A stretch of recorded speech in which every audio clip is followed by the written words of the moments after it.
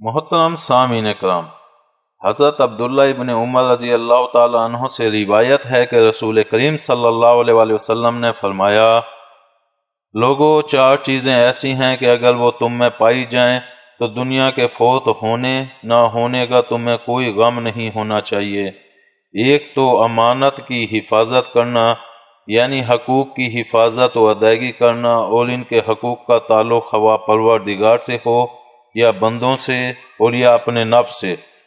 دوسرے، سچی بات کہنا۔ تیسرے، اخلاق کا اچھا ہونا۔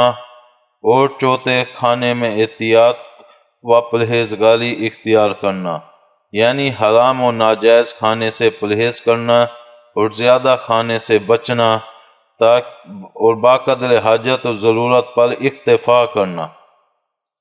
اس حدیث کو امام احمد رحمۃ اللہ علیہ نے نقل کیا۔ تشریح میں لکھتے ہیں، مطلب یہ ہے کہ جس شخص کی زندگی ان 4 چیزوں سے معمور ہو گئی تو گویا اس نے اخروی نعمتوں کی جڑ پکڑ لی، اس کے نفس نے روحانی عروج و کمال کا درجہ پا لیا، اس کا دل اور باطن منور ہو گیا، اور ثواب آخرت اور جنت کی لازوال نعمتوں کا ذریعہ اس کو حاصل ہو گیا۔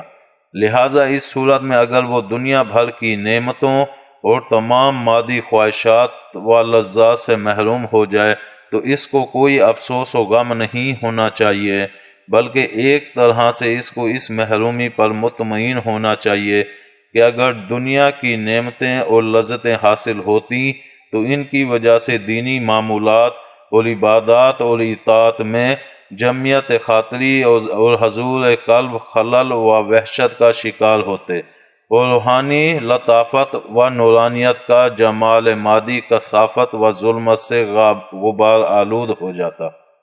امید ہے آپ کو ہماری یہ ویڈیو پسند آئی ہوگی۔ پسند آنے کی صورت میں لائک کریں، کومنٹ کریں اور شیئر کرنا مت بھولیں۔ ملتے ہیں اگلی ویڈیو تک۔ اللہ حافظ۔